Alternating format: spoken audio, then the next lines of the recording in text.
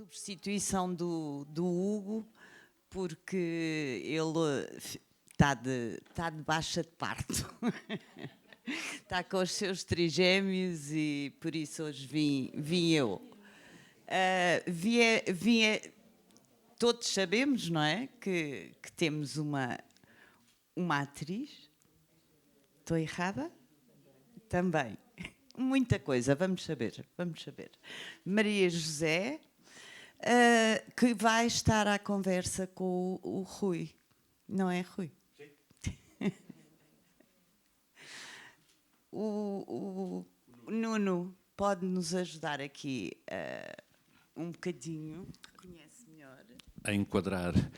Muito bem. Boa tarde a todos. Tal como a Maria João Brasil disse, muito obrigado a todos pela vossa presença. Queria só relembrar uma coisa que já todos sabem, esta rubrica A Conversa Com, uma rubrica que eu e o Rui Remígio criámos dentro do nosso papel de membros da Comissão de Avaliação Cultural. E por aqui já passaram, é uma rubrica de entrevistas a figuras públicas relacionadas, ligadas ao nosso bairro, ao bairro de Campo de Ourique, e que vêm aqui falar da sua vida e da sua carreira. Por aqui já passaram nomes como João Dávila, Ada de Castro, Maria Beatriz Rocha Trindade, o professor João Barrento, nosso prémio Camões, ligado também aqui ao nosso bairro através como divulgador da obra da Gabriela Lhansol, também Helena Pato e o último entrevistado foi o José Zaluar. Hoje vamos ter aqui a Maria José Baião. Não vou apresentar a Maria José Baião porque isso é o que vai acontecer durante a próxima hora e meia, aproximadamente. Nesta rubrica há uma particularidade, cada convidado é que escolhe o entrevistador. Cada pessoa, cada entrevistado, traz o seu entrevistador. A Maria José Baião fez questão que a pessoa que a iria entrevistar é o nosso Rui Remígio, que eu chamo aqui para Rui Remígio.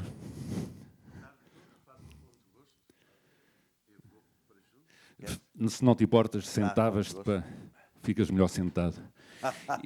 E pronto, e vou passar o microfone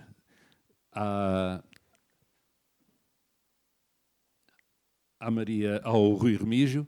Antes disso, apenas chamar a atenção que no final, e eu vou dizer isto que é para obrigá-los a estarem mesmo aqui até ao fim, vai haver um porto de honra ali fora para o qual estão convidados.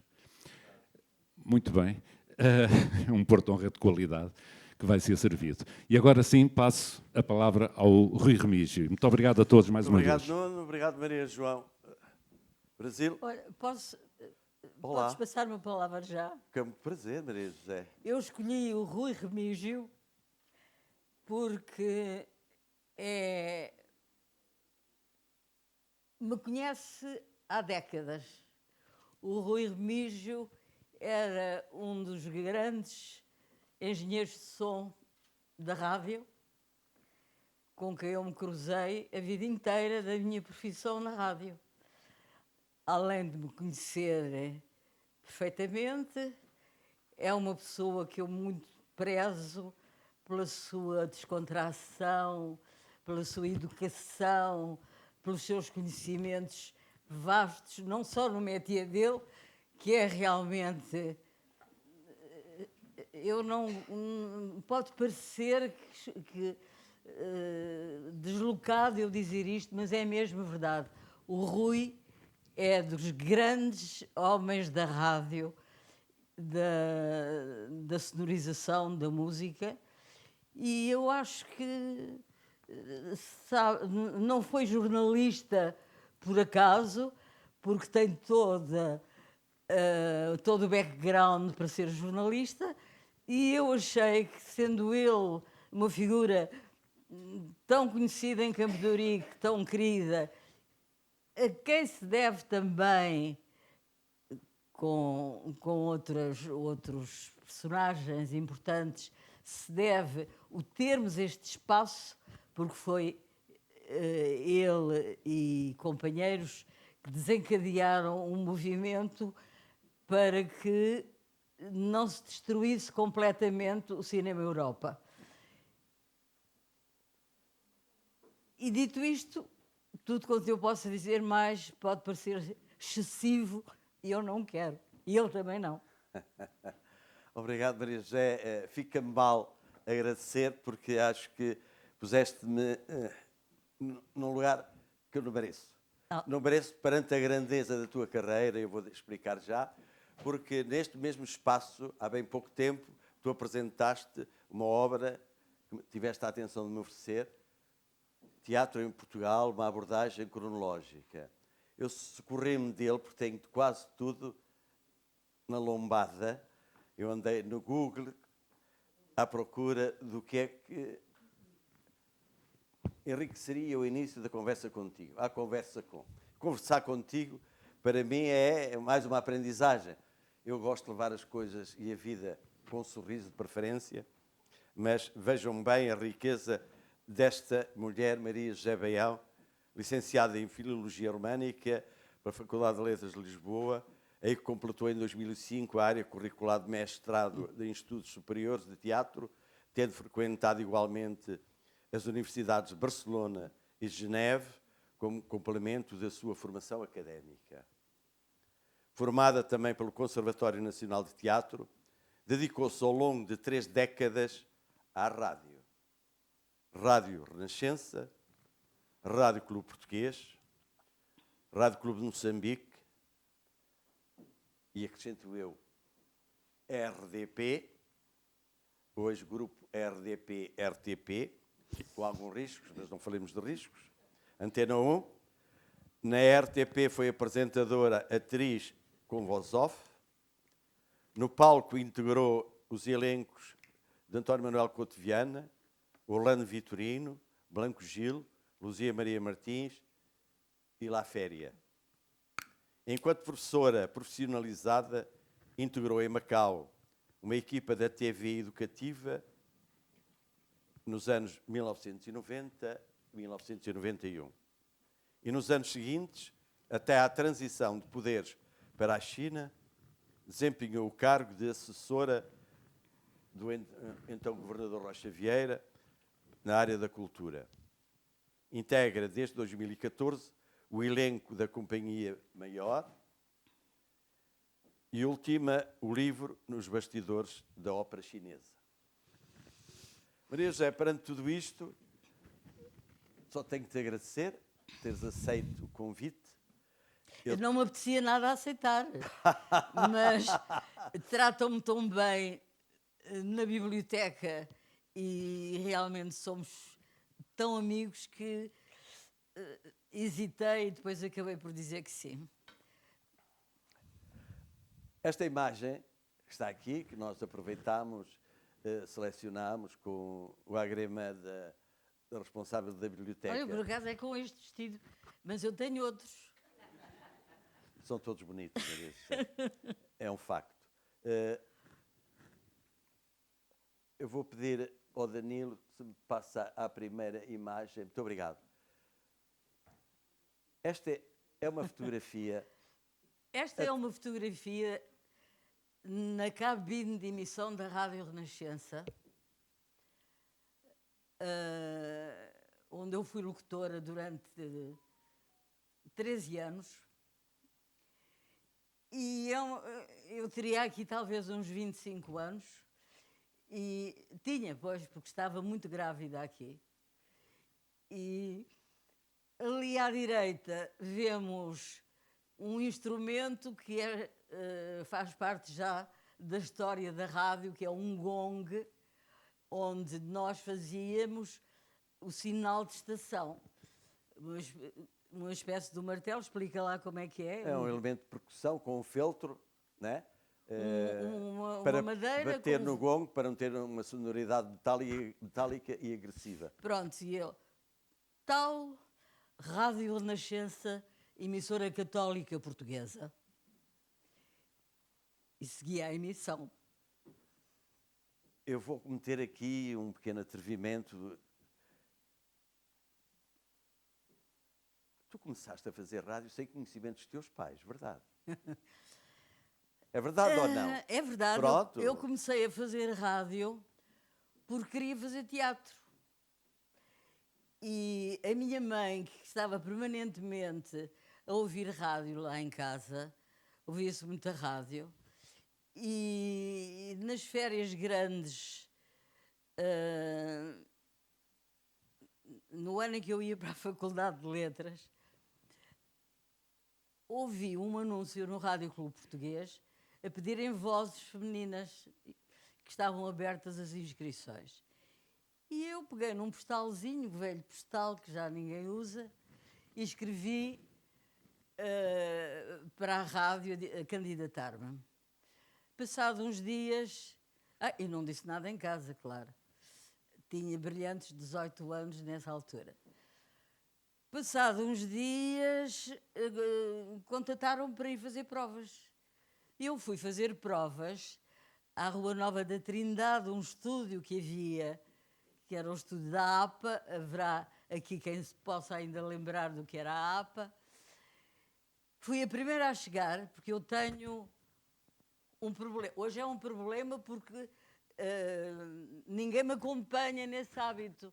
Eu sou fanática das horas. Eu chego meias horas antes, quartos de horas antes, tenho que andar a fazer horas para chegar aos sítios, e já nessa altura tinha esse hábito incutido pela minha mãe, que era de um rigor doentio. Então fui a primeira a chegar. Começaram a chegar outras miúdas e graúdas, tudo a dar beijinhos aos técnicos, todas muito conhecidas de toda a gente, e eu... Não deste beijinhos a ninguém? Eu não, eu não me dava com ninguém. Eu sou filha única de uma mãe com mais 49 anos que eu e um pai também com menos 10 anos que a minha mãe, mas imaginem o que era a minha... Tinha já um namoradinho e era o meu mundo. E o liceu, Filipa de Lencastre, onde fui muito feliz. E mais nada, bons amigos, os amigos do rock and roll, que faziam festas em casa, amigos com mais dinheiro do que eu, que tinham casas maravilhosas. Eu morava numa casa grande, boa, na Penha de França, mas os meus amigos, desde sempre, eu sou sempre a mais pobrezinha. Só tenho amigos com dinheiro, desde os tempos do liceu. E entraste para a Renascença? não, e fui pedir, nessa timidez, fui pedir que me deixassem ser a primeira a fazer a prova. Para me ver embora, para me ver livre daquela gente toda. E fui a primeira a fazer prova, que é pena que agora não se faça essas provas. Era ler um texto em francês e inglês, era dizer um poema, era com um locutor profissional que lá estava interpretar uma cena de teatro, redigir, imaginar uma entrevista a uma personalidade, ler uma notícia de jornal. Era uma coisa à séria. E vim-me embora, eu nunca mais quis pensar naquilo. Isto era para aí, princípio de setembro. No dia 7 de outubro, comecei a trabalhar no Rádio Clube Português. Foi há 3 dias. Foi há 3 dias.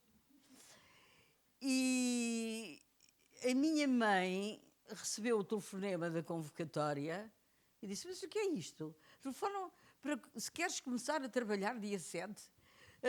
E eu tive que lhe dizer, não é? E a minha mãe, com o seu feitiozinho, disse-me: o teu pai não pode saber. Os homens são sempre os maus desafios. O teu pai não pode saber. Então, e agora? E como é que vais fazer com a faculdade? Vamos ver. Eu sempre tive, felizmente, não tenho muitos dons, mas tenho o dom da serenidade para os grandes momentos. Que é bom. Sou capaz de explodir com coisas sem importância, mas nos grandes momentos, e nesse momento eu disse: vamos ver o que é que isto dá. E a minha mãe então lá foi comigo, isto de outubro a janeiro. A minha mãe ia sempre comigo em Chaperron para as gravações, imagina, toda bem arranjada, de chapéu, e esmerava-se, que era uma coisa impensável nos dias de hoje, e ia comigo para as gravações. E começou a conhecer aquela gente toda, da rádio e do teatro, que gravavam também lá uns rádio-teatro. E então começou a Tudo deixar isso de na ir... APA, não é? Hã? Tudo isso era gravado Na APA, na APA, exato. na Rua Nova da Trindade. Onde a Musicorde começou, Na- o estúdio onde eu trabalhei e que eu fechei há 7 anos, Pois. não é? Do qual fui sócio. Foram e herdeiros fechei, desse estúdio. tal e qual. Aberto pelo engenheiro Jaime Pronto, eu Filipe e o só Alberto Nunes. sei, Aberto pelo engenheiro Jaime Filipe e o Alberto Nunes. de quem tenho muitas saudades, quer de um, quer do outro. Também eu. Jaime Filipe e Alberto Nunes. Eu só sei que comecei em outubro e em janeiro, a miúda, que era despachada, que era gira, que não era burra, que já estava no primeiro ano da faculdade, fui lá ver como é que era, porque tive que desistir logo no primeiro ano. Em janeiro eu já estava a fazer televisão, eu já estava a gravar, a pôr a voz em tudo que era campanhas de publicidade das agências desta terra, e a Rádio Renascença convidou-me para os quadros, dizia-se assim na altura, para os quadros, fazer parte dos quadros de cá. O que foi muito bom e muito mau, porque eu, durante os anos todos que estive na Rádio Renascença, fui a mais nova a entrar para os quadros e apanhei sempre os sábados e os domingos, das 7 às 2 da manhã e das 11 às 2, no mesmo dia, que nunca almocei nem privei com a minha família ao fim de semana, porque saía às 2 da Renascença, ia a correr para casa a almoçar, deitava-me a descansar, às 10, às 9 levantava-me para jantar, 10 horas ia à casa dos meus pais dar um beijinho e ver como é que estavam, e às 11 começava a emissão. Maria José, começaste a trabalhar com o Armando Marques na Renascença? Não, ele é que começou a trabalhar comigo. Pronto. Não, o Armando Marques Ferreira, que algumas pessoas recordarão, foi um grande profissional da rádio, que trabalhava no Rádio Clube Português, depois de ter passado brilhantemente pelo Brasil e ter sido um grande locutor e ter feito escola no Brasil, veio para Portugal para o Rádio Clube Português. E nessa altura havia um sistema que acho que já não há, as pessoas podiam alugar períodos na rádio, arranjavam patrocinadores e alugavam períodos, faziam programas. E o Armando Marques Ferreira criou o primeiro programa da noite. Chamava-se? Meia-noite. Meia-noite. Dizia aquilo assim com uma voz fantástica, mais de ninguém, porque agora acha-se que o último predicado de um locutor não é a voz. Quando eu acho que o primeiro predicado de um locutor, para além de uma formação de base sólida, a seguir é a voz, ou em primeiro lugar. Desculpa. Olha, eu deixei de ouvir, eu tenho 3 rádios em casa, não, estão parados, porque realmente eu não quero ficar triste de ouvir rádio, já me basta a televisão.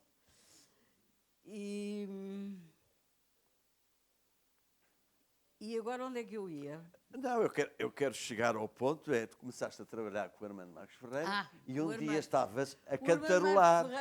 Estavas a cantarolar ou a cantar numa emissão. O Armando Marques Ferreira saiu, entretanto, da emissão da noite do Rádio Clube Português e foi para a concorrência, que era a 23ª hora na Rádio Renascença. Que durou, eu estive 12 anos, fiz a 23ª hora, porque era assim, nós éramos eternos nos programas, por isso é que o público nos conhecia, porque a televisão era uma coisa secundária. E só abria algumas horas Sim, à noite. abria não é? umas horas, era a preto e branco, enfim. E nós éramos realmente umas vedetinhas à portuguesa, não é? E o Armando foi para a 23ª hora, como foi o Carlos Cruz também, esteve menos tempo. E Joaquim Pedro, o senhor Joaquim Pedro, do programa Quando o Telefone Toca. E o Armando foi para a 23ª hora e como alugou vários períodos de emissão ao longo do dia na Renascença, eu passei a ser a voz dos programas dele. E porquê?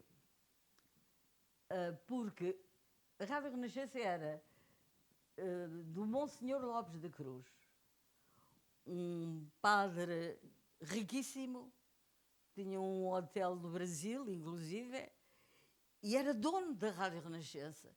Um homem com grande visão, temido por toda a gente, não falava com ninguém, ninguém ousava falar com ele. A Rádio Renascença era na Rua Capelo 5º, um andar enorme, No Chiado? no Chiado, onde agora é um hotel. Eu tenho que ir àquele hotel para ver o que é que eles fizeram da minha rádio. E então trabalhávamos numa cabine única no mundo, porque as cabines têm todas que ter um isolamento especial. Acústico. A cabine de emissão da Rádio Renascença tinha uma janela para a rua. E nós, quando tínhamos calor, abríamos as janelas, acabava o disco, fechávamos a janela. Era o ar da janela, em vez de ser o ar-condicionado, não é? Exatamente. Entrava o ladrar do cão da vizinha nas emissões, era uma festa. E então... Às vezes cantavas, tu também. Às vezes cantava sempre, porque a vida corria-me bem, era feliz. Estes olhos que estavam nesta foto aqui são os mesmos que estão aqui?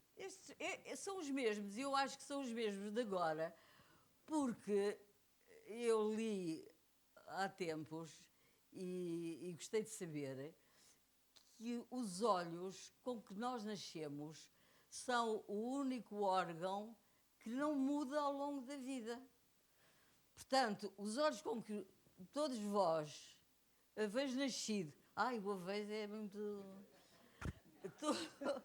Todos vocês e nós, toda a gente, tem os mesmos olhos com que nasceu. Até morrer.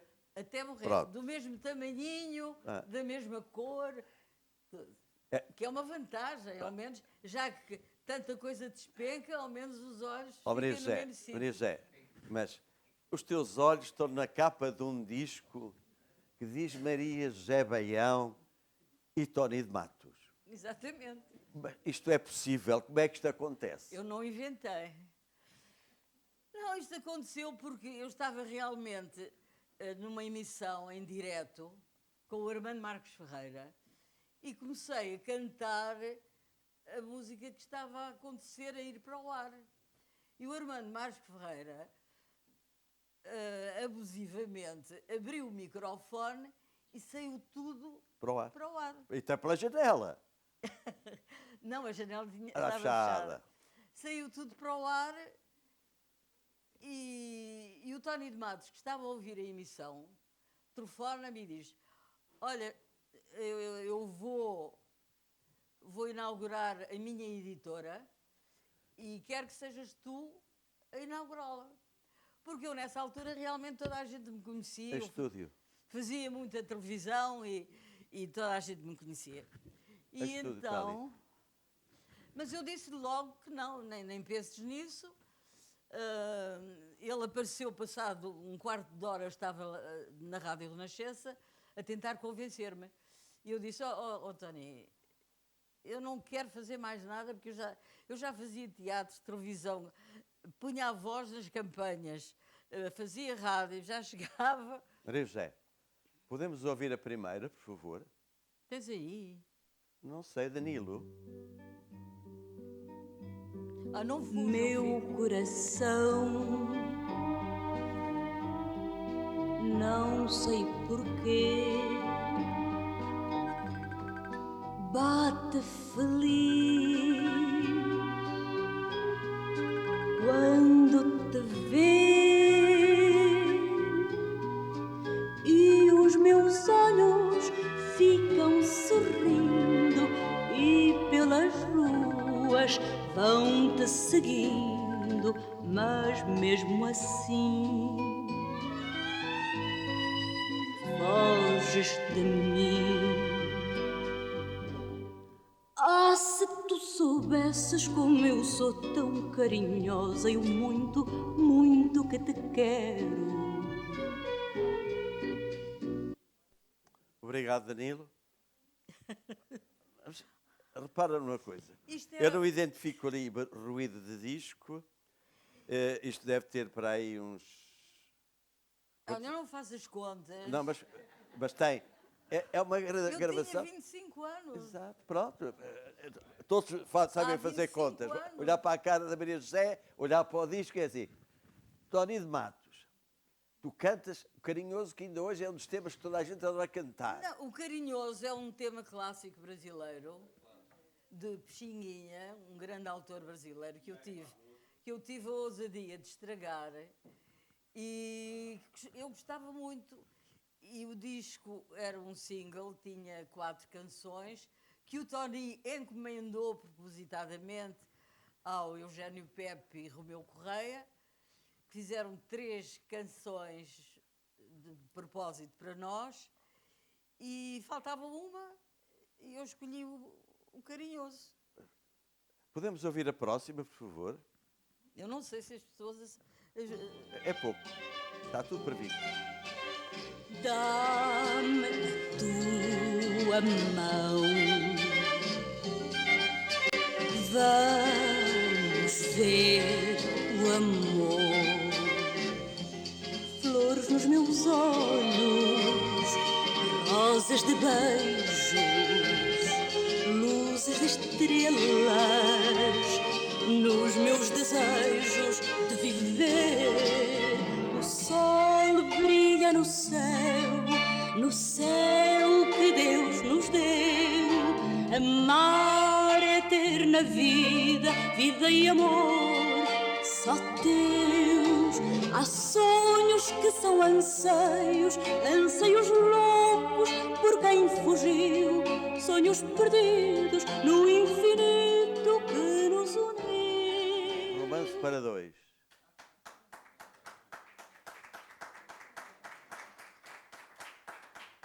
Podemos ouvir a próxima, por favor?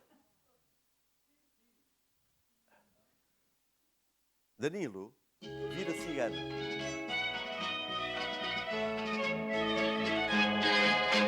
Tu vens do mundo que não é meu, enviou-te o céu, dizes a sorrir. Trazes o sol preso ao teu olhar, pronto a conquistar quem te resistir. Muito moreno, moreno, altivo, sereno, tu cantas para mim assim. A minha raça cigana também sofre e ama, tem risos e ai, ai, ai. Pois também eu vou cantar para ti uma canção que há muito aprendi. Ok, obrigado, Não vou Danilo. na tua cantiga. Podemos ouvir a última, por favor? Eu acho que já houve quem se fosse embora. Não vai. Não, é que agora vem a grande surpresa. Maria José.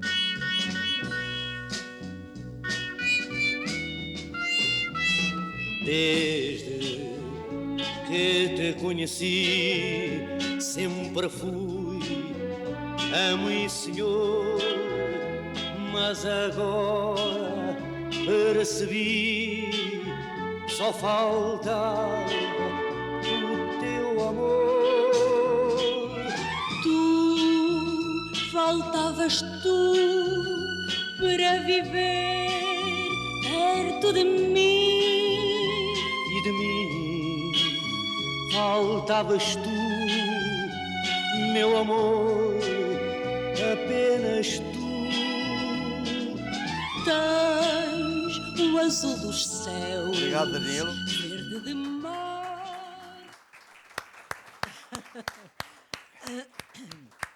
Agora está a razão porque é que o Tony de Matos quis cantar contigo. Então, Pela tua voz, Maria José. Ah, não, eu acho, sinceramente, já que estamos em família, eu acho que podia ter feito uma carreira de cancionetista. Mas não quis, porque ia-me dar muito trabalho e, pelo menos, olha, tinha mais voz do que muitos que agora são famosos e não cantam nada. Eu pasmo como é que há tanta gente mediática neste momento a fazer carreiras extraordinárias, mas o fenómeno não é só nacional, que não têm voz. Eu tenho que abrir o som todo da televisão para conseguir perceber e ouvir o que é que aquela gente canta, porque cantam para dentro. Se cantassem para dentro, e Tu bem. que és um homem do som e da música, és capaz de explicar porque é que há este fenómeno das pessoas que não cantam nada. Hoje e em dia, tornam-se- Maria já é simples. Há máquinas para tudo, inclusivamente para aqueles que não cantam. Porque há uma palavra chamada loop, que é a possibilidade de agrupar aquilo que está bem e que pode multiplicar e que permite tudo isso. E depois chamado pitch, que é a correção em velocidade ou em tempo daquilo que está mal. É possível aldrabar. Mas nós não estamos aqui para falar de som. Eu queria que tu me explicasses o que é isto, Maria José. Por onde é que tu mas andas? deixa-me só explicar uma coisa. Justificar o crime de ter gravado um disco. O Tony veio ter comigo ao estúdio e disse-me, pôs-me aquele ultimátum, tens de gravar, vais ser para inaugurar a minha editora. E eu disse, olha, nem penses nisso, eu não quero misturar mais coisas e acho que não tenho condições para estar a gravar um disco. E até porque eu amanhã vou para férias e vou esquecer. E fui para férias e esqueci. Só que quando voltei, estava jornais, cartazes, revistas, encomendas do disco, já tudo tratado, encomendas para as músicas e para os poemas e não sei o quê, e eu não pude esquivar-me mesmo. Estava a máquina já toda montada enquanto eu estive de férias. Voltaste as costas a uma carreira. Não, querias fazer outras coisas, não é? Mas fizeste outras coisas, Maria. Olha para aqui, ajuda-me lá. O que é isto? Esta menina que está aqui, eu volto atrás, perdão, à frente. Esta menina que está aqui. Aqui, esta? Exato, esta menina. Esta é a minha... Entrada, atuação, presença. É um momento inesquecível. Eu devo dizer que estas fotografias, o Rui abusivamente fotografou de uma parede que eu tenho na minha casa. Mas dei-te conhecimento. Em que juntei. Maria José, dei conhecimento. Não foi abusivamente. Pronto. Ele é demasiadamente correto para ter feito. Não, mas eu tenho uma moldura. Aqui, vê-se que é uma moldura que eu fotografei. Vários momentos em que fui muito feliz. E este momento foi no Teatro da Trindade. O António Manuel Couto Viana, um grande homem de teatro e poeta, escritor, que me tinha conhecido no Liceu Filipe de Lencastre, tinha sido meu professor de teatro, achava que eu tinha jeito para o teatro. E depois de eu começar a andar nas bocas do mundo, convidou-me para fazer uma peça de Lorca, A Sapateira Prodigiosa, no Teatro da Trindade. E mas eu tenho que dizer que já tinha feito o conservatório. Eu, entretanto, deixei o primeiro ano da faculdade E dizia a toda a gente, feita parva, mas eu não quero fazer rádio, eu quero fazer teatro. E o Manuel Lereno, um grande amigo que, entretanto, eu conheci... E encenador? Sim, disse, rapariga, então tens que ir para o conservatório. E eu deixei tudo e fui para o conservatório e fiz os 3 anos do conservatório, bem diferente do que é agora a escola de teatro. E o Couto Viana convidou-me para a companhia dele, que ele tinha uma companhia de teatro que funcionou nesse ano no Teatro da Trindade, e eu fiz a Sapateira Prodigiosa. E foi-me atribuído o Prémio Nacional Maria Matos de melhor intérprete nesse ano. Que já não existe esse prémio, é pena. Era o prémio que era dado pelo governo na altura, que nenhum de nós que aqui está nesta fase da vida se esquivou do governo da altura, não é? Portanto, eu tenho esse prémio Maria Matos. A Sapateira Prodigiosa, Sapateira Frederico Garcia Prodigiosa. Lorca, não é? E aqui, esta menina... Essa já não é bem uma menina, essa já foi em 98, quando eu fui a Pequim e fui à Grande Muralha. Século XX. E aqui, com esta gente conhecida. Não, mas deixa-me explicar. A Grande Muralha. Eu estou ali com uma cara de choro e estava mesmo a chorar, porque o meu filho, que gostava assim de umas extravagâncias, não quis entrar. As visitas na Grande Muralha podem ser, as entradas são várias, e a entrada de toda a gente e dos turistas, o meu filho não quis ir por aí, então escolheu uma entrada onde ninguém ia, mas tinha um elevador até certo ponto, e depois tinha que se ir a cavalo. E eu cheguei lá acima e o guia disse, agora vai a cavalo, e desatei a chorar. E não vi o resto da Grande Muralha, por isso. Eu conheço aqui algumas caras que estão aqui. Então isto é no Politeama.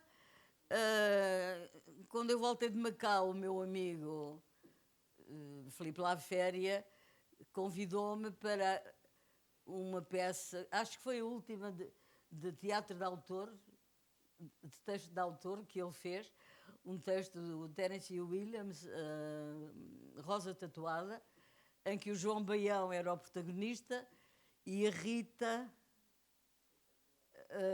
a outra protagonista, o par. E depois temos a louca da Maria Vieira, temos o Hugo Rendas e a Maria José Baião ali, que fazia a professora do... E estivemos 2 anos em cena com a Rosa Tatuada. E aqui? Aí é a minha casa, um cantinho da minha casa em Macau. Foste a Macau, mas antes disto... Aí é... Quando eu cheguei a Macau nesse ano, eu cheguei a Macau em 90, o Jorge Coelho convidou-me para ir apresentar a Amália, que foi a Macau num 10 de junho, e então eu fui apresentar a Amália.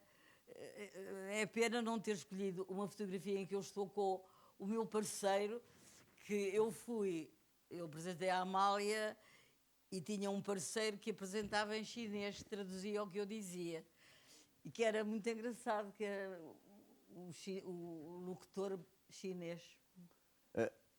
Mas eu gostava, há uma coisa que eu sei. Onde é que tu foste convidado a ir para Macau? Por quem? Vá lá, conta lá, que é uma história deliciosa. É uma história incrível. Aliás, a minha vida é recheada. Eu devo dizer que eu nunca mexi uma palha na minha vida para conseguir isto ou aquilo. Tudo o que me aconteceu na vida, convites, sem ser convites, casamentos, tive 2 de papel,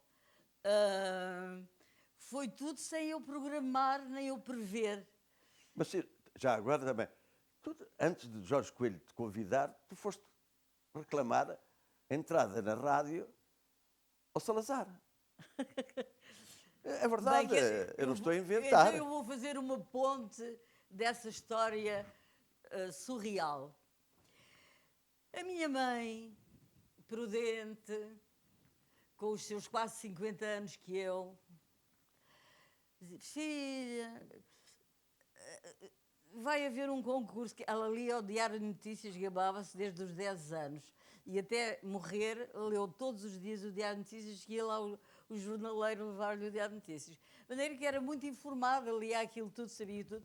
Filha, eu vi no Diário de Notícias que vai haver um concurso para locutores na emissora nacional. Era uma coisa mais certa.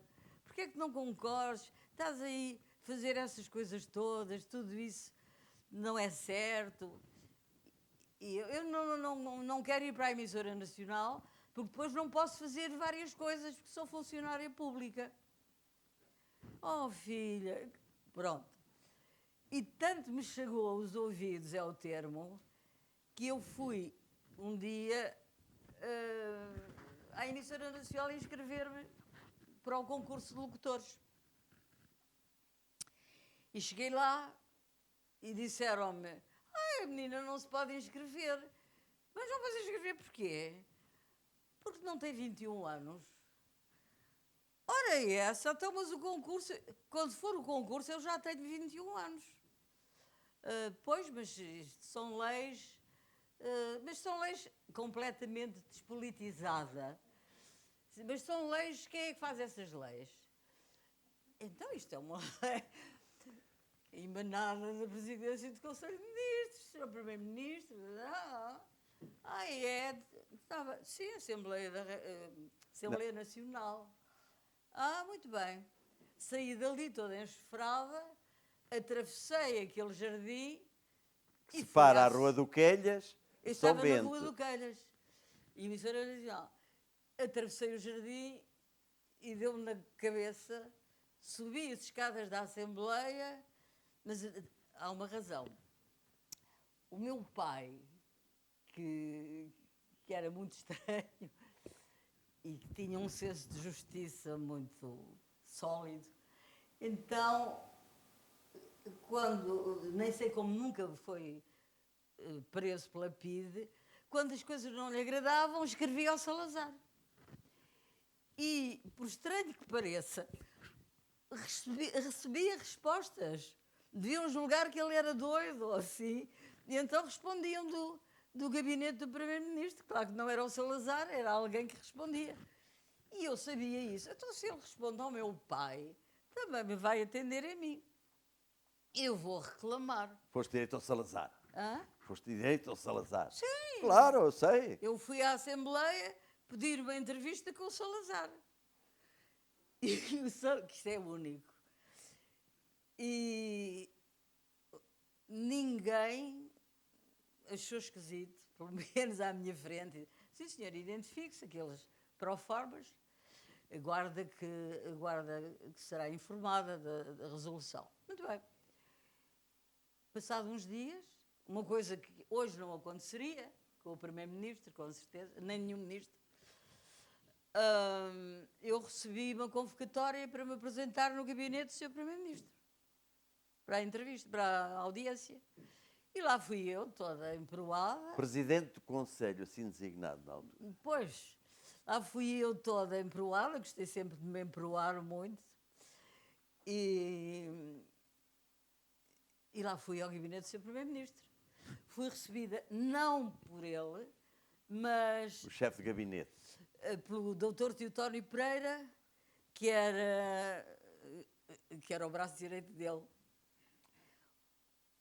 Um senhor impecável, charmoso, educado, fantástico, que me deve ter achado de graça e disse, então, a menina, ou a senhora, não é? Quer ser locutora da emissora nacional, mas não quer ser colaboradora da emissora nacional? Não me importava de ser colaboradora, mas isso é muito difícil entrar lá sem mais nem menos. Vamos arranjar isso. Lá, perto de mão, nessa altura não se usavam tanto os beijinhos como agora, e lá me fui embora para casa, não pensei mais. Passado pouquíssimo tempo, para aí uma semana, telefonam-me gabinete do presidente da emissora nacional. E a partir daí, tive a entrevista com o presidente da emissora nacional, estive 10 anos, até ir para Moçambique, 10 anos sempre, permanentemente, com programas na emissora nacional, com um parceiro maravilhoso, o Pedro Moutinho, que acabava um programa, voltávamos a fazer outro, que tu conheceste tão bem como eu, que era um gentleman e a única pessoa que me ensinou rádio. Porque eu fui para o conservatório aprender a usar a minha voz e a estar no palco. Mas é completamente diferente da rádio, como imaginam. Pedro Moutinho mandava parar a emissão ao técnico, por acaso nunca trabalhaste connosco, que és mais novo. O Pedro Moutinho mandava parar a gravação e dizia: "Oh, sua estúpida, ouça lá o que..." E eu ouvia o que tinha gravado, diz isto de outra maneira. E eu dizia de outra maneira. E ainda bem que fez isso. Aprendi muito com ele, tornámos-nos muito amigos, tão amigos que, quando eu casei a primeira vez, os meus pais não gostavam do noivo e não foram ao casamento. E quem me levou ao altar foi o Pedro Moutinho. Ora, toma, era um gentleman. Pronto, então, mas isto é a primeira, Essa primeira vez que a primeira cena na subiste as Assembleia, escadarias da Assembleia nas escadas Nacional. da Assembleia da República. Não, Assembleia da Assembleia Nacional. Nacional. Mas houve a segunda vez? A segunda vez já era a Assembleia da República. Eu tinha uma grande amiga que trabalhava na Assembleia da República e combinámos ir almoçar. E ela disse: "Ah, mas já venha cá ao meu gabinete que eu mostro-lhe isto." E assim foi. E vínhamos a descer as escadas da Assembleia para ir para o almoço. Vinha o Jorge Coelho, que eu não conhecia de todo.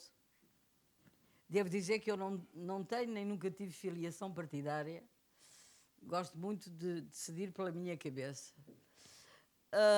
Vinha o Jorge Coelho, que não nos conhecíamos, e a minha amiga apresentou-me e perguntou-lhe: "Então, Sr. Doutor, vai para Macau para a semana? Não é? Já arranjou a tal pessoa que andava à procura?"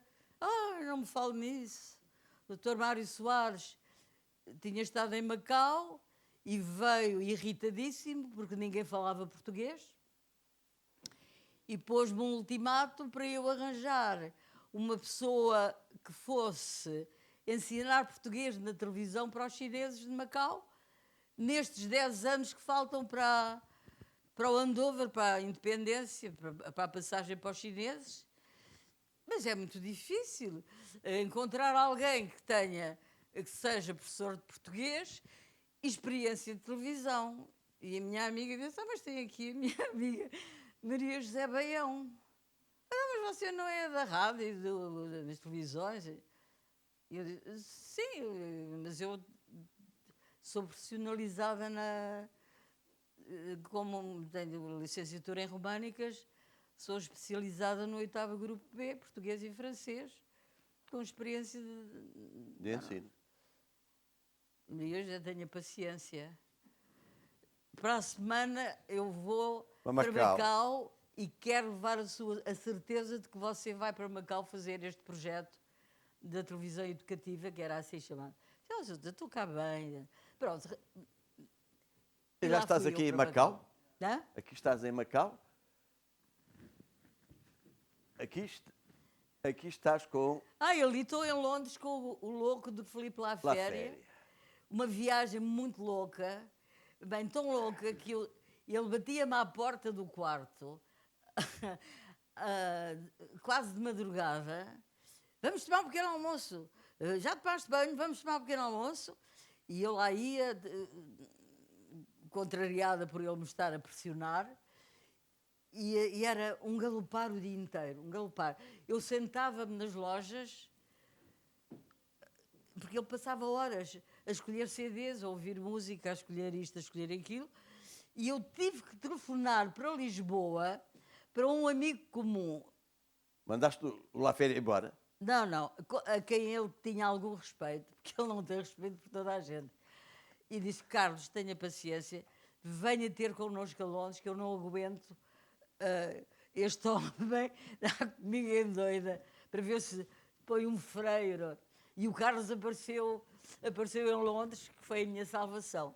Mas aqui não está o Carlos, estás tu e o La Não, Féria. aqui estou eu e o La Féria. E tu ali tens um trolley e andas pelo mundo aqui, isto é onde? Eu sei que isto é na China. Não, e ali é Tiananmen, na Praça Tiananmen, em Pequim. Aqui, exato. na Ali China. também é Pequim, Aqui? naquele trompe-l'œil que Aquela bandeira é a a bandeira bandeira da está China. muito longe, mas eu fiz de maneira a que fingir, a parecesse. simular. É o teu filho para tirar a fotografia, não é? Foi. E aqui estás... Aqui é em Moscovo, Moscovo. também uma Só mulheres. Sim, porque foi. Convidaram-me para integrar o grupo de 12 mulheres portuguesas de várias áreas profissionais para irem ao Congresso Mundial de Mulheres em 87 a Moscovo. Maria do Céu Guerra Maria e o do Céu Guerra Apolónio. e o Apolónio. E entre outras. Aí não é? o Apolónio, com a sua agitação, nunca ia ao Congresso, andava por lá a ver. E aconteceu-me uma coisa incrível. Éramos 12, tínhamos 4 guias. Falavam português como nós. Fantásticas. E andávamos a mostrar Moscou, para além do Congresso. E eu reparei que no dia em que fomos ao túmulo do Lenin, na Praça Vermelha, fomos de metro, e reparei que o metro para sair na Praça Vermelha é o metro biblioteca, que são montes de caracteres, sim, uma fila de caracteres, não tem nada que enganar. Espera aí que eu já te digo. Então, no dia seguinte, menti A guia. à guia e disse: olha, eu estou a sentir-me com muita dor de cabeça, vou ficar no hotel, não vou hoje ao congresso. Queriam logo médico. Não é preciso, deixa ver, comprimidos, fica aqui. Claro, obrigada. E assim que elas foram embora para o congresso, a Maria José sai do hotel, vai ao metro biblioteca. Saí, Praça Vermelha, sozinha na Praça Vermelha, andei lá a ver aquilo tudo. E quando me quis vir embora, para estar no hotel antes que elas chegassem, desci ao metro, só que era um labirinto. Eu não sabia que linha que ia tomar para voltar para o hotel. Subi, a ver se me orientava. Eu subi, desci, e à rua voltava, que um polícia veio ter comigo. Perguntou-me o que é que eu queria. E eu falava inglês, mas ele só sabia dizer o básico do inglês, não percebia nada do que eu dizia. A minha sorte foi que passou um grupo das mulheres americanas que estavam no congresso e depois me levaram para o hotel, que foi um fiasco. Eu cheguei ao hotel, já estava toda a gente à minha procura, fui desmascarada, foi um vexame, mas tenho essa história para contar. Foste fazer o que querias, Exatamente. correto? Mas aqui está junto uma zebra. Onde é isto? Isto foi num das minhas viagens preferidas. Há 2 viagens que eu aconselho a quem possa, que é o deserto, os desertos, e um safari, ao menos um na vida. Isto é no Quénia, num safari. E aqui? Aí é em Mombasa, É uma praia? uma praia maravilhosa. Eu conheci muitas praias, como se pode imaginar, mas esta chama-se White Sand e a areia parece farinha, o que quer dizer que é uma praia antiquíssima, onde se anda de camelo. E Mombasa? em Mombasa, E a água? a água, 30 graus, não é? Tomaste banho nua? Em Mombasa, não. Em onde é que Moçambique, tomaste? sim. Em Moçambique. Pois falta Mas, aí... mas estava combinado não fazermos certas revelações Não, aqui. mas tu respondeste porque quiseste, Maria José. Eu tenho aqui mais umas imagens. Estás aqui na presença de 3 presidentes da República e o último governador de Macau. O governador de Macau, trabalhei com ele 9 anos. Tal e qual. É aqui. Rocha Vieira, não é? Porque eu fui para Macau, portanto, como já disse há pouco, para fazer o tal curso da televisão, curso de português na televisão para os chineses.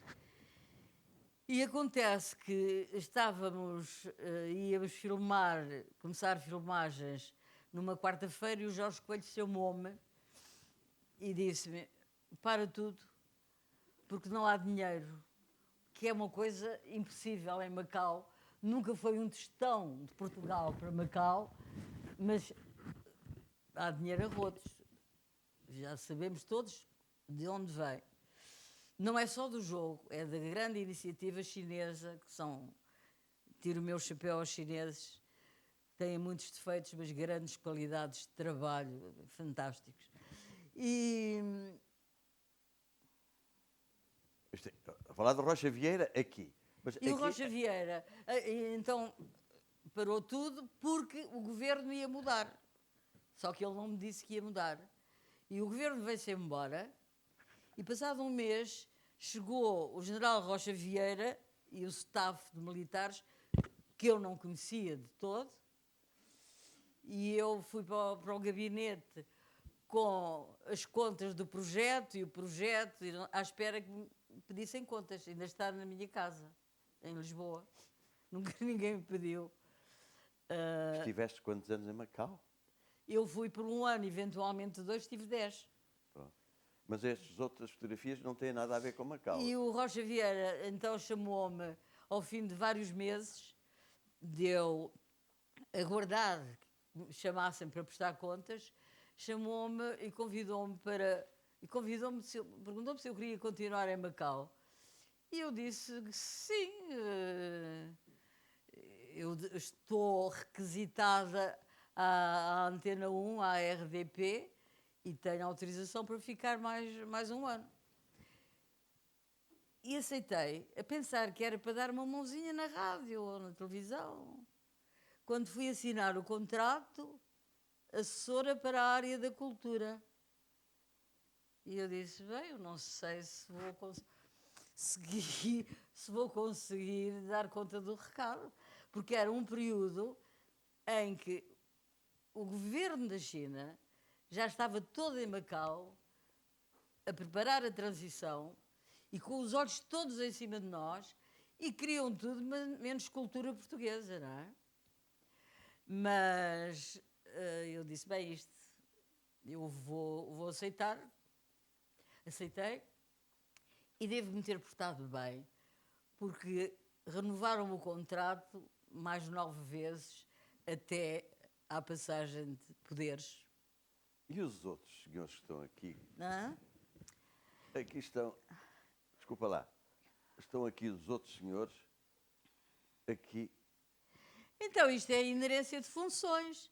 Mário Soares foi a Macau, eu fui ao banquete do Mário Soares. O general Yanes foi à inauguração do aeroporto de Macau, e também é uma história engraçada. Os assessores do governo foram todos convocados para fazerem o acompanhamento protocolar dos convidados para a inauguração do aeroporto, que foi realmente uma coisa notável em Macau. E a mim tocou-me, imaginem quem, o teu presidente, o presidente da Madeira, Alberto João Jardim, que era um homem que eu detestava. Porque tu trabalhaste Não, na eu Madeira. tinha estado na Madeira. Pois. E não tinha boas recordações. Uma terra bonita, não é? Uma terra bonita. E boa gente. É, a minha terra. Gente Só poder... simples, Vá lá, gente- pronto. Pronto, obrigado. Pronto. Calha-me a fazer o acompanhamento protocolar do Alberto João Jardim. Mas isto é horrível. Fui ter com o coronel que mexia nessas vidas, e disse: Sr. Coronel, dê-me outra pessoa, mude-me, porque eu confesso, eu não tenho boa impressão do presidente da Madeira. Doutora, não pode. Então, mas ponha-me com o general Ianas, porque eu até conheço muito bem a mulher do general Ianas, fomos colegas no Liceu Filipa, continuamos a dar-nos, ele conhece muito bem, em vez de ficar com o homem da Madeira. Não pode ser. Não pode ser, porque o general Ianes tem que ser acompanhado por um militar.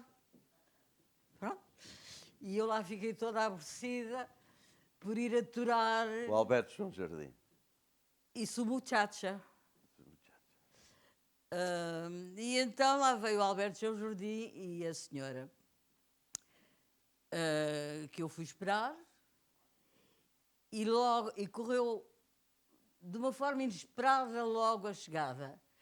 Foi o Alberto João Jardim, eu apresento-me, vou acompanhar o Sr. Doutor, o Sr. Presidente, lá lhe expliquei o que eu estava ali a fazer, e tínhamos um carro à disposição com um motorista chinês, claro.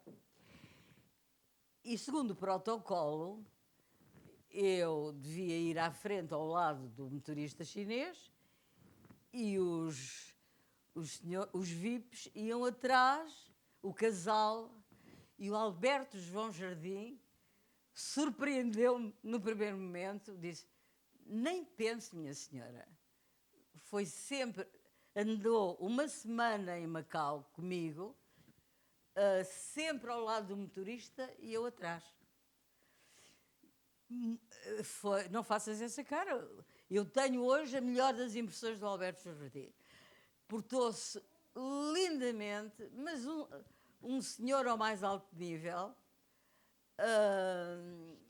a dona Ângela também, a mulher, mas ele impecável. E quando fui levá-los ao aeroporto, finalmente, quando cheguei a casa, tinha um ramo de flores maravilhoso e um cartão, enfim, do Alberto João Jardim. Portanto, nunca ninguém me fez isto. Já recebi muitas flores na vida, mas esta delicadeza, este savoir-faire... Não esperavas, não esperavas. Não esperava. Não, reconciliei-me com ele. Ótimo, ótimo. Então diz uma coisa, mas há ali um outro presidente de quem não falaste ainda. O Jorge Sampaio, saudoso Jorge Sampaio, que eu conhecia de Lisboa, que tinha sido colega do meu segundo marido, e eram amigos pessoais, e conhecia-me muito bem. Mas o Jorge Sampaio foi também num 10 de junho a Macau, e o Ronquial também foi convidado e estava lá. Nesta fotografia está o Ronquial e o Sampaio e eu, porque o Ronquial disse: Maria José, veja lá, eu gostava tanto de gravar em Macau, tenho umas músicas sobre o Oriente, mas não consigo, já me deram sopa no Instituto Cultural. E assim, vamos já resolver isso. Doutor, Sr. Presidente, está aqui o Ronquial, lá lhe disse que era. Mas isso é para já, mas e quando é que você quer vir a Macau gravar? E pronto, resolveu-se logo e gravou o disco. Muito bem. Isto diz alguma coisa? Temos aqui duas intérpretes, três, pelo menos.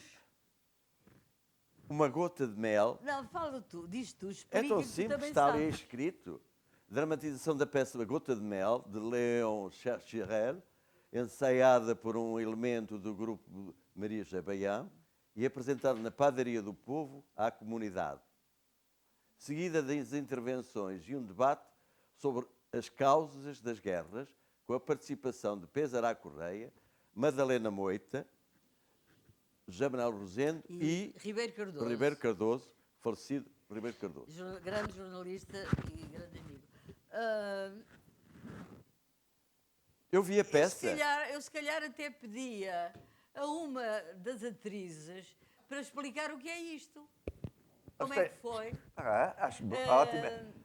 Carmo, queres falar? Eu fiz parte durante 8 anos do grupo Vizinhos e Companhia. Do grupo Vizinhos e Companhia. Do Campo Vivo. Do Campo Vivo aqui da biblioteca. De Campo de Ourique.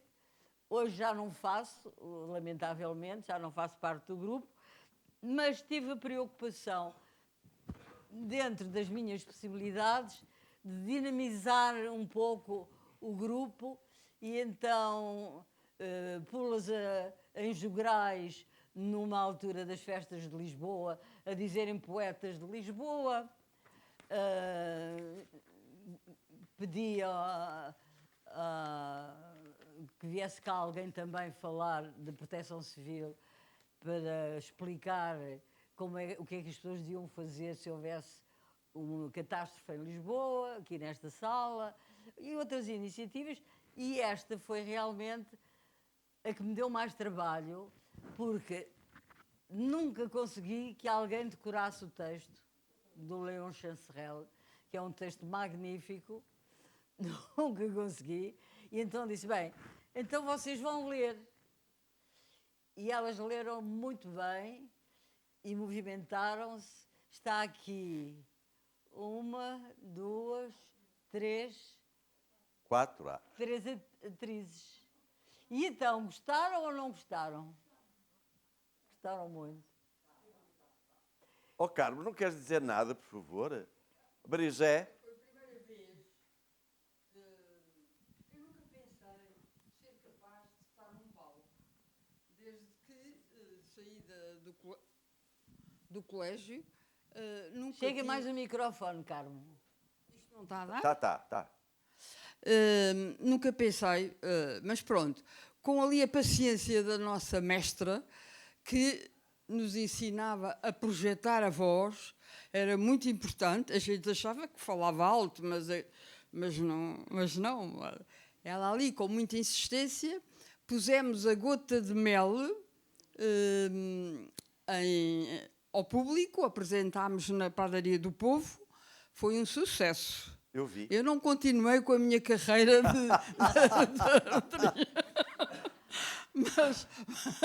mas gostei da experiência, foi bom. Ela teve paciência, muita paciência. A paciência foi uma qualidade nova que eu arranjei com 10 anos no meio dos chineses. São realmente muito pacientes, impenetráveis. Nós nunca sabemos o que é que um chinês está a pensar. Outra coisa é, quando alguém disser, algum ocidental disser que fala chinês, não é verdade.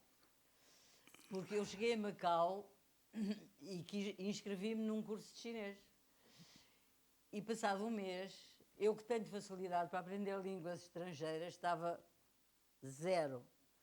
E cheguei ao pé da professora e disse-lhe, olha, neste ritmo de 2 vezes por semana, quanto tempo é que eu preciso para perceber? Eu não quero escrever nem ler, só quero perceber os títulos dos jornais.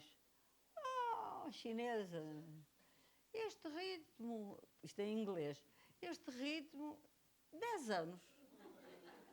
E eu disse, muito obrigada, mas eu não vou estar 10 anos. E, portanto, não aprendi chinês. E quem aprende, quem tem paciência, nunca falará chinês como, por exemplo, nós podemos falar uma língua ocidental, porque é uma língua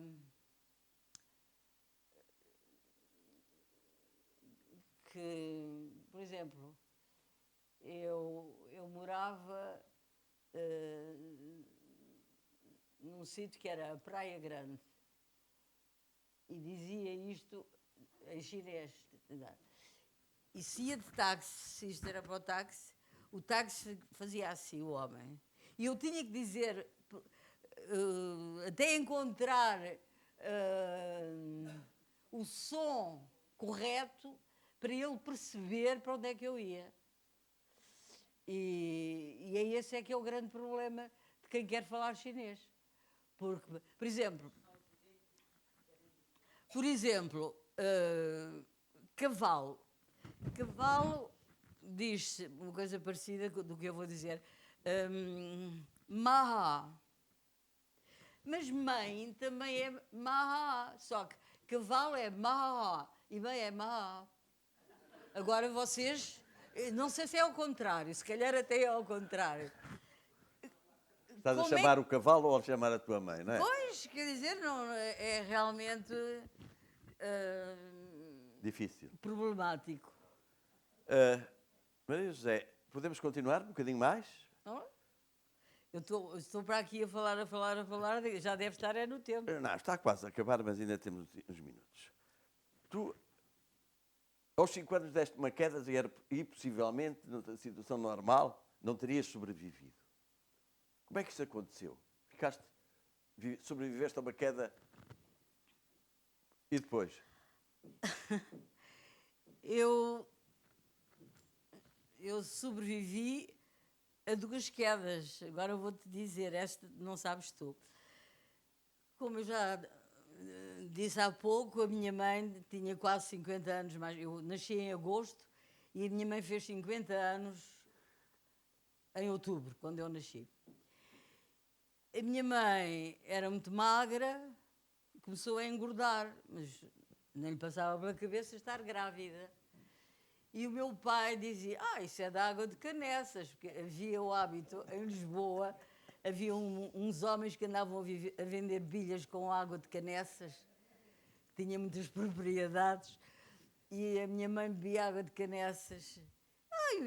Isso é da água de Canessas, que estás a engordar, deixa de beber a água de Canessas. Mas a minha mãe continuava a engordar e acabou por ir ao médico. E o médico disse que ela tinha um tumor. E estava a minha mãe à espera de ser atendida pelo médico, que era um médico famoso da Masmora, nunca me esqueci, e passa uma médica, Cezina Bermudes, uma mulher extraordinária que houve em Portugal, primeira médica doutorada neste país e que desencadeou a luta de mulheres em Portugal. E agora vou contar no discurso direto, porque eu conheci, um dia cruzei-me com a doutora Cezina Bermudes e aproximei-me dela e apresentei-me. É você, que isto foi um caso falado. Então, a doutora Cezina contou-me. Eu passei e vi ali uma mulher com a cabeça toda branca, com ar de grávida. E disse, o que é que a senhora está aqui a fazer? Eu estou à espera do doutor da Masmora. Mas o que é que a senhora tem? Tenho um tumor. Venha cá. E então, ela diz que a levou para observar. E vou pôr outra vez o discurso direto. Eu observei-a e vi que ela estava uma gravidez adiantadíssima. E disse, a senhora tem um tumor, a senhora é um rapaz. E a sua mãe ficou ruborizada como uma rapariga apanhada em falta. A senhora vá para casa, arranja as suas coisas e venha imediatamente, porque tem que ser seguida a partir de agora. A minha mãe, alentejana dos 4 costados, mania das limpezas, vai para casa, ia ficar não sabia quanto tempo, começa a deixar tudo em condições para o pobre do meu pai, que ia ficar sozinho, sobra um escadote e cai do escadote. Parte de 2 costelas. Portanto, foi a minha primeira queda. Eu com 6 meses de gestação, que isto era maio. É internada, a coisa não correu bem para ela, eu era um pequeno monstro com quase 5 quilos e ficámos até setembro. Depois, em setembro... eu também tenho que meter aqui esta bucha. Mete. Em setembro, o meu pai era anticlerical e não me queria batizar. A minha mãe lá o convenceu a batizar-me na igreja da Penha de França. E a minha mãe, que era matriarca de 8 irmãos, adorava os 2 irmãos mais novos, e então, feita parva, foi sempre uma parva com aqueles 2 irmãos, que nunca lhe deram tanta importância como ela lhes dava, convidou-os para padrinhos da criancinha. E eles fizeram a desfeita de não aparecer no batizado.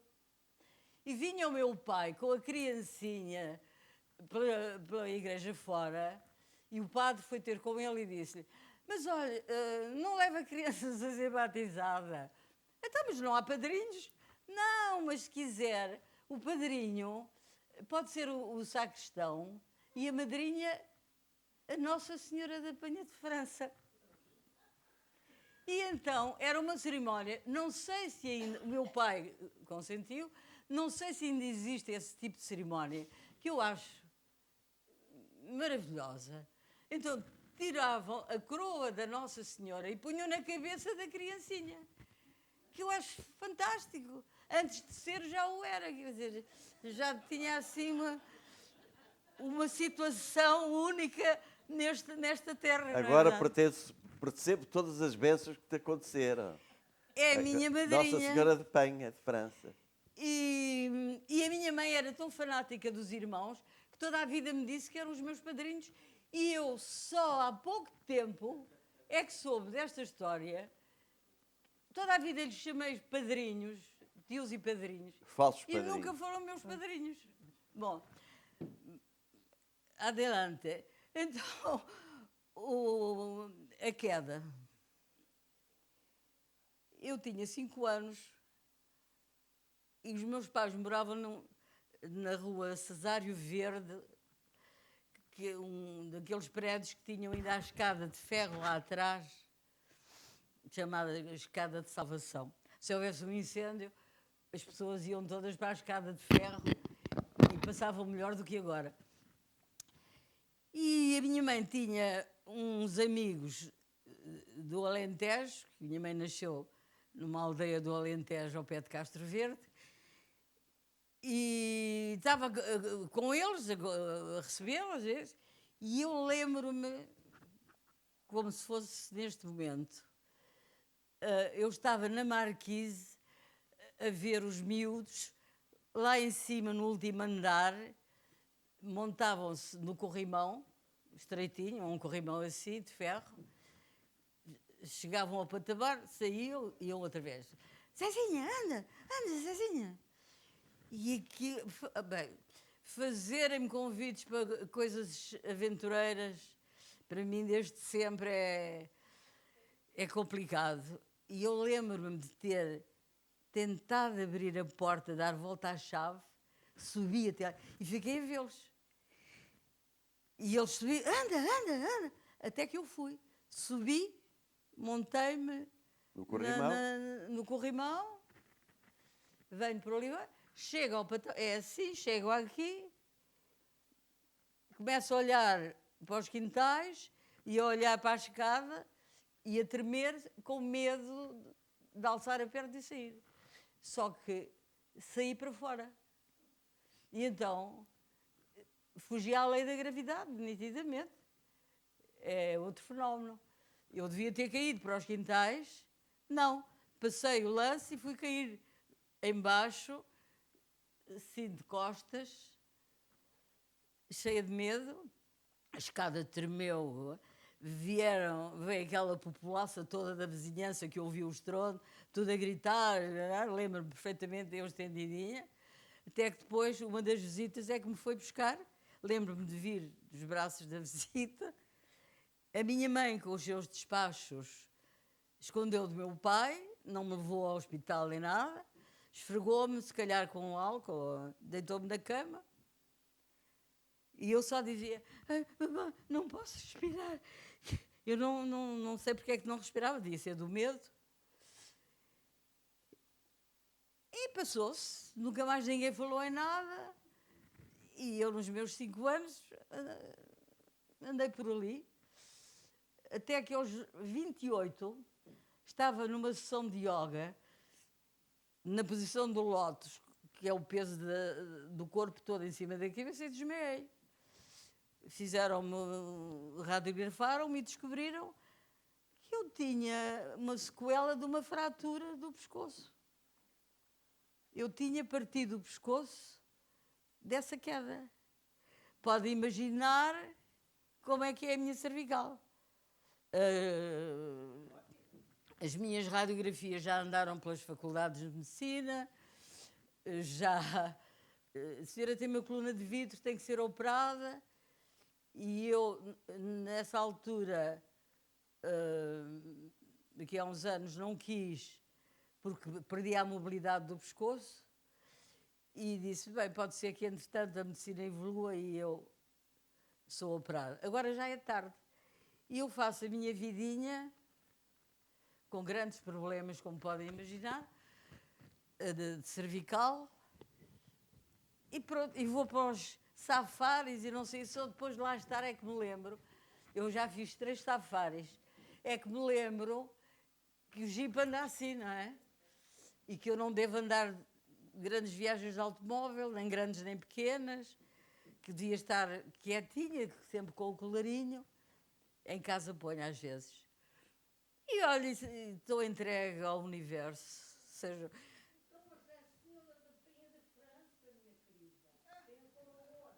A senhora da Penha de França. Sim, podem crer. Mari- Não, a gente tem é que se portar bem cá neste mundo. Eu acho que o bem e o mal que fazemos têm um efeito de bumerangue. Tudo nos vem. E como realmente eu porto-me bem, tenho tido, como vos disse, eu nunca batia portas para mim, meti muitas cunhas quando eu tinha algum poder para algumas pessoas que andam por aí já esquecidas.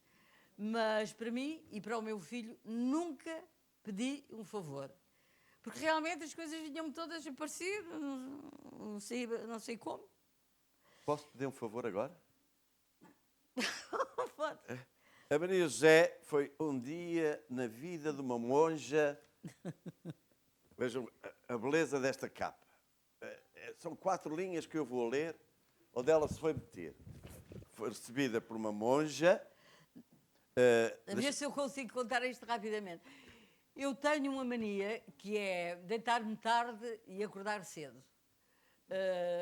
Não durmo mais de 4, 5 horas, isto desde os tais 18, 19 anos que comecei na rádio, com horários esquisitos de madrugada. Portanto, o meu metabolismo está habituado a dormir muito pouco. E gosto muito de me levantar cedo. Gosto de levantar cedo. Acordo às 6 da manhã, já não estou a fazer nada na cama, levanto-me 6h30, 7 horas, estou a pé. E adoro ir para o meio da rua, quando não há ninguém na rua, o ar é mais leve e é tudo meu. E então, em Macau, isto aconteceu-me toda a vida e agora também faço isso. Eu sou a cliente, a primeira cliente, eu e um amigo meu que está ali, meu vizinho, abrimos sempre o Pingo Doce às 8 da manhã. Que é quando não está ninguém também. E então, em Macau, eu também levantava-me aos fins de semana, quando não ia para Hong Kong,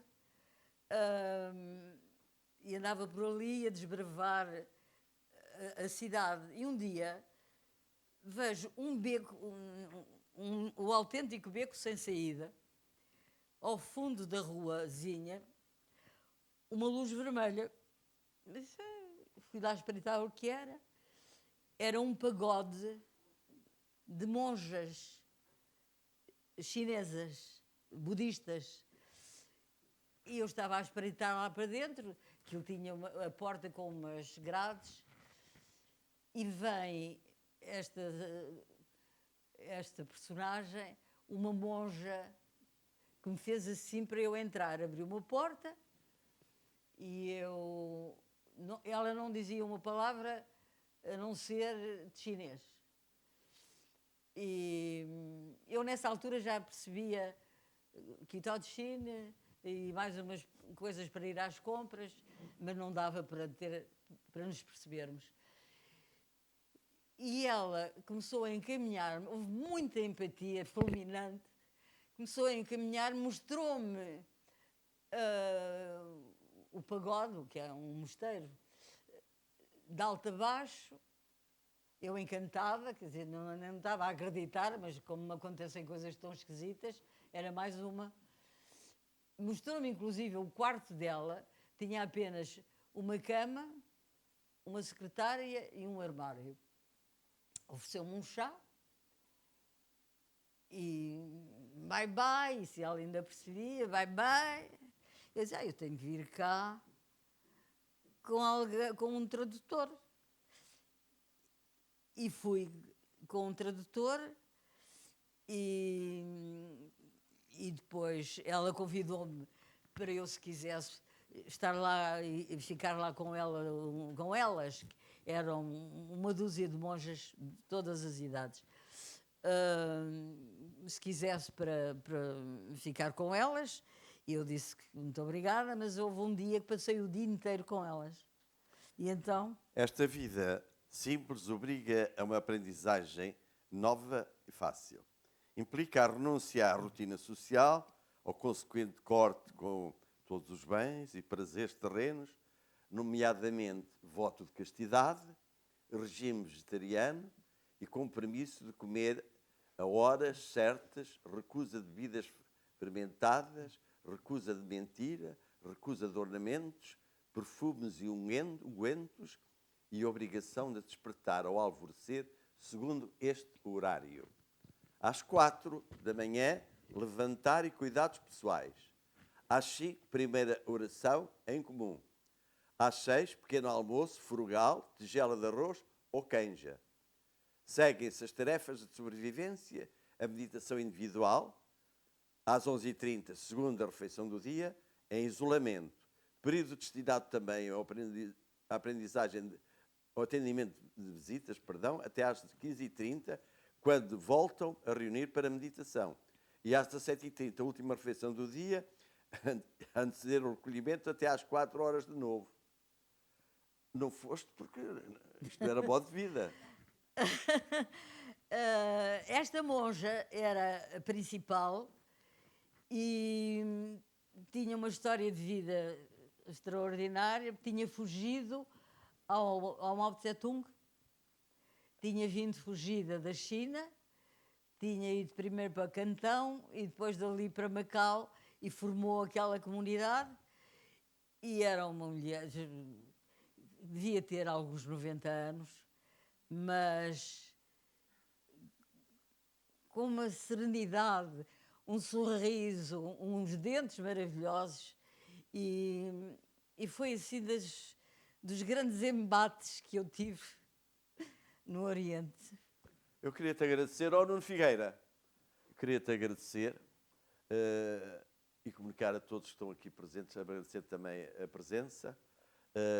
Depois queria convidá-los a todos. Há ali uma mesa posta para nós, para tomarmos qualquer coisa, oferta da Junta de Freguesia. Queria-te agradecer para a partilha que tiveste e queria que o Nuno Figueira entregasse uma pequena lembrança para que não esqueças a tua passagem por aqui, está bem? Muito obrigada. Obrigadíssimo. Gostava que abrisses para ver, por favor. Bem, Obrigado. Eu vou abrir, porque deve-se abrir as prendas, não é? Aqui à vossa frente. Agora, hoje somos todos família, não é? É só uma pequena lembrança. Danilo, podemos ir ouvindo ambiente musical, a mesma? Tudo seguido? Pronto. Olha que queridos. Meu coração Obrigado, Maria José. Muito obrigada, meu amor. Não sei porquê.